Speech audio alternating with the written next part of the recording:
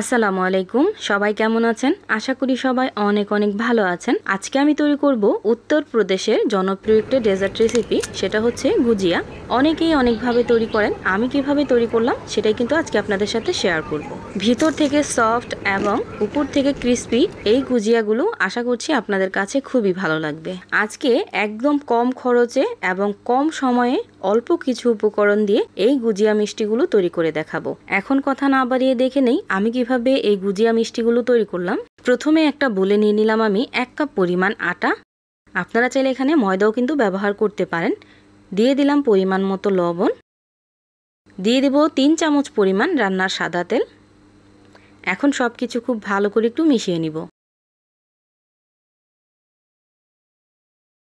সব কিছু একসাথে খুব ভালো করে মিশিয়ে নিছি। এখন অল্প অল্প করে পানি দিয়ে সফট একটা ডো তৈরি করে নিব। কোনোভাবে একদম শক্ত করে ডো তৈরি করা যাবে না, একদম নরম করে একটা ডো তৈরি করে নেবেন।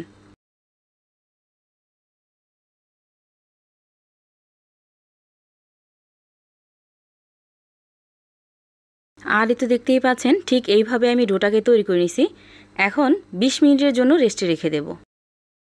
এখন আমি গুজিয়ার জন্য ভিতরের পুরটাকে রেডি করব। এই জন্য আগে থেকে আমি 5 থেকে 6 চামচ পরিমাণ একটা ফ্রাই প্যানে ঘি নিয়ে নিছি। দিয়ে দিলাম হাফ কাপ পরিমাণ সুজি। এখন সব কিছু খুব ভালো করে একটু মিশিয়ে খুব ভালোভাবে ভাজা ভাজা করে নিতে হবে। ঘি দিয়ে এই সুজিটা ভাজলে অনেক বেশি ফ্লেভারফুল হয়। আপনারা চাইলে ঘিয়ের পরিবর্তে এখানে রান্নার সাদা তেল দিয়েও কিন্তু এই সুজিটাকে ভেজে নিতে পারেন। আরও একটু ঘ্রাণের জন্য একটা দারচিনির টুকরো দিয়ে দিলাম। এভাবে আমি সুজিটাকে প্রায় 5 মিনিটের মতো ভেজে নিছি। এই পর্যায়ে এসে এখানে আমি দিয়ে দিব চিনি। অবশ্যই এখানে আপনারা মিষ্টির পরিমাণ বুঝে চিনি দিয়ে দিবেন। আমি এখানে 1/3 কাপ পরিমাণ চিনি ব্যবহার করলাম। এখন আমি অল্প অল্প করে দুইবারে হাফ কাপ পরিমাণ লিকুইড দুধ দিয়ে দিব। আপনারা চাইলে এখানে গুঁড়া দুধ গুলিয়েও কিন্তু ব্যবহার করতে পারেন। এখন চুলার আঁচটা কমিয়ে ততক্ষণ পর্যন্ত রান্না করব যতক্ষণ না সুজিটা খুব ভালোভাবে ফুটে উঠতেছে।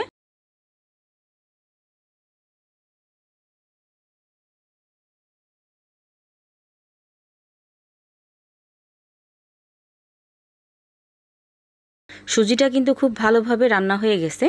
এই পর্যায়ে এসে এখানে আমি দিয়ে দিব 1 কাপ পরিমাণ চীনাবাদাম আর কাঠবাদাম কুচি। আপনারা চাইলে এখানে যে কোনো বাদাম ব্যবহার করতে পারেন। চাইলে কাজু বাদামও আর পেস্তা বাদামও দিতে পারেন। আবার চাইলে কিশমিশও ব্যবহার করতে পারেন। এখন এই বাদামগুলোকে খুব ভালোভাবে মিশিয়ে নিব। মিশিয়ে নেওয়া হয়ে গেছে। এখানে এখন দিয়ে দিব 1/3 কাপ পরিমাণ নারকেল কোড়া। দিয়ে দিব পরিমাণ মতো একটু লবণ। লবণ দিলে এই গুজিয়ার পুরের টেস্টটা অনেক গুণে বেড়ে যাবে। এখন সব কিছু আবার খুব ভালোভাবে একটু মিশিয়ে নিব। আর মিশিয়ে নিলেই কিন্তু এই গুজিয়ার পুরটা একদম পারফেক্টলি রেডি হয়ে যাবে। আর এতে দেখতেই পাচ্ছেন এই গুজিয়ার পুরটা কিন্তু একদম পারফেক্টলি রেডি হয়ে গেছে। দেখেই নিশ্চয়ই বুঝতে পারতেছেন একদম নরমও হয় নাই, একদম কড়কড়া শক্তও হয় নাই। ঠিক এইভাবে আপনারা এই পুরটাকে রেডি করে নেবেন। আর এতে দেখতেই পাচ্ছেন 20 মিনিট হয়ে গেছে। এই ডোটা কিন্তু এখন অনেক বেশি সফট হয়ে গেছে। এখন হাত দিয়ে খুব ভালোভাবে আবার একটু মথে নেব।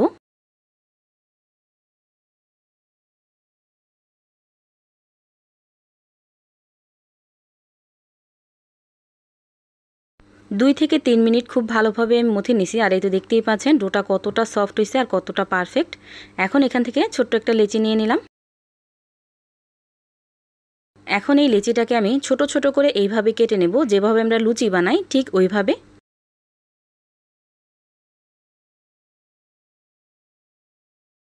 এখন এখান থেকে ছোট্ট একটা লেচি নিয়ে ঠিক লুচির মতো শেপ দিয়ে নিব গোল করে।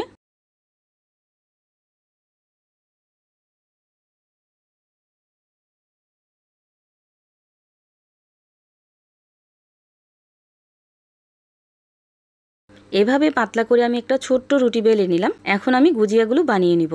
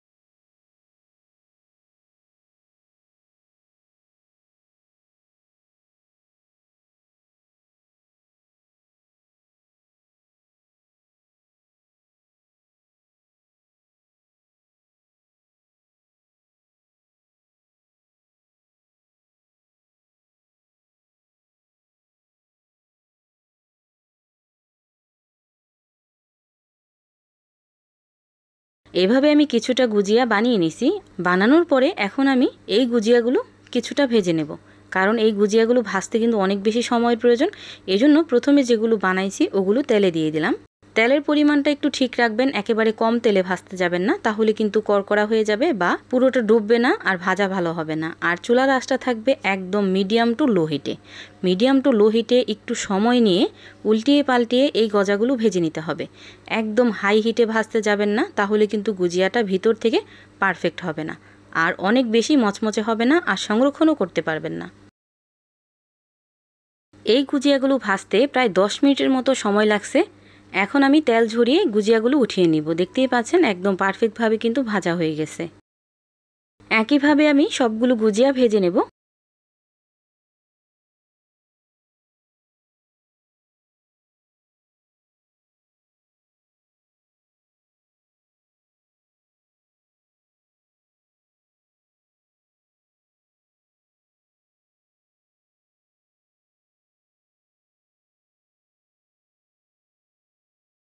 এভাবে আমি সবগুলো গুজিয়া ভেজে নিছি, আর এই তো দেখতেই পাচ্ছেন কতটা পারফেক্ট হয়েছে মাশাআল্লাহ।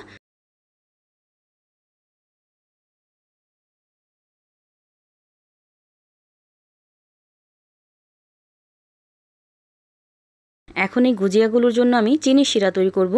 এজন্য হাফ কাপ পানির সাথে হাফ কাপ দিয়ে দিলাম চিনি। এখন এই চিনি শিরাটাকে 5 থেকে 6 মিনিট আমি জাল করে নেব। যেহেতু আমি কম শিরা তৈরি করতেছি, এজন্য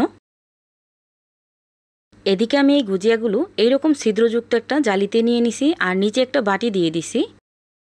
এদিকে কিন্তু 5 মিনিট হয়ে গেছে। এখন এই শিরাটাকে আমি কিছুক্ষণ এইভাবে নেড়ে চেড়ে একটুখানি ঠান্ডা করে নেব। একদম বলক ওঠা শিরাটা কিন্তু এখানে দেওয়া যাবে না। কিছুটা ঠান্ডা করে যখন নর্মাল তাপমাত্রায় চলে আসবে তখন কিন্তু এই শিরাটা দিয়ে দিতে হবে। যেহেতু আমি কম শিরা তৈরি করছি, এই জন্য একটা একটা করে আর দিলাম না, ঠিক এইভাবে আমি শিরাগুলো দিয়ে দিব।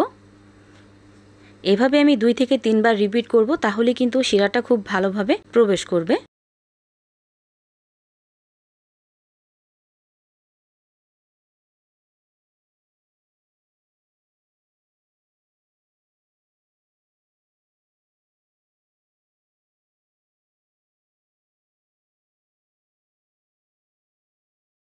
তৈরি হয়ে গেল অসম্ভব মজার গুজিয়া মিষ্টি।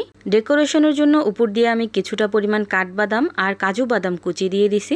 এখন এগুলো পরিপূর্ণভাবে ঠান্ডা হয়ে গেলে বাইরে রেখে খেতে পারবেন 1 সপ্তাহ পর্যন্ত, আর নর্মাল ফ্রিজে রেখে খেতে পারবেন প্রায় 15 দিন পর্যন্ত। এখন এখান থেকে একটা গুজিয়া মিষ্টি আপনাদেরকে ভেঙে দেখাচ্ছি যে কতটা পারফেক্ট হয়েছে।